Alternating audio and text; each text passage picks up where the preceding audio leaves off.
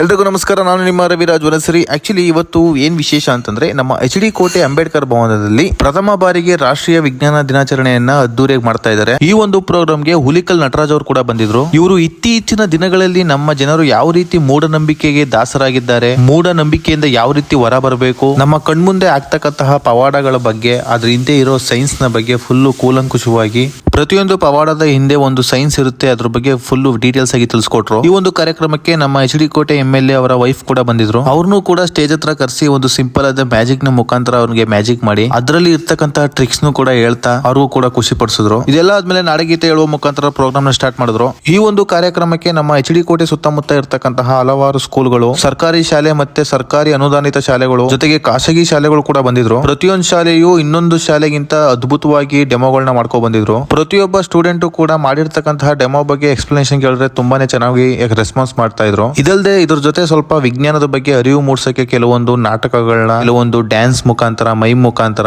ಕೂಡ ಚೆನ್ನಾಗಿ ಮಾಡಿದ್ರು. ಇವತ್ತು ನಾನು ಇಲ್ಲಿಗೆ ಬಂದಿದ್ದಕ್ಕೆ ಕೋಟಿಲಿಂಗದ ದರ್ಶನ ಸಿಂಪಲ್ ಆಗಿ ಒಂದು ಸೈನ್ಸ್ ಮುಖಾಂತರನೇ ತೋರಿಸ್ಬಿಟ್ರು. ಆಕ್ಚುಲಿ ಈ ಪ್ರೋಗ್ರಾಮ್ ನಡೀತಾ ಇದೆ ಅಂತ ನಮಗೆ ಇನ್ವೈಟ್ ಮಾಡಿದ್ದು ನಮ್ಮ ಅತ್ತೆ. ಇವರು ಕೂಡ ಸೈನ್ಸ್ ಟೀಚರ್. ಇದನ್ನೆಲ್ಲ ಮುಗಿಸ್ಕೊಂಡು ನಾವು ಹೊರಟಿದ್ದು ಮನೆ ಕಡೆಗೆ. ಫುಲ್ ವಿಡಿಯೋನ ನಾನು ಯೂಟ್ಯೂಬ್ ಅಲ್ಲಿ ಹಾಕಿದ್ದೀನಿ, ಹೋಗಿ ಒಂದ್ಸಲ ಚೆಕ್ ಮಾಡ್ಕೊಳ್ಳಿ. ವಿಡಿಯೋ ಇಷ್ಟ ಆಗಿದ್ರೆ ಒಂದು ಲೈಕ್ ಕೊಟ್ಟು ಕಮೆಂಟ್ ಮಾಡಿ, ಹಾಗೆ ನಮ್ಮ ಪೇಜ್ ನ ಫಾಲೋ ಮಾಡೋದನ್ನ ಮಾತ್ರ ಮರಿಬೇಡಿ ಅಂತ ಹೇಳ್ತಾ ಮುಂದಿನ ವಿಡಿಯೋ ಸಿಗೋಣ. ಅಲ್ಲಿ ತನಕ ಎಲ್ರಿಗೂ ಟೇಕ್ ಕೇರ್ ಅಂಡ್ ಬಾಯ್.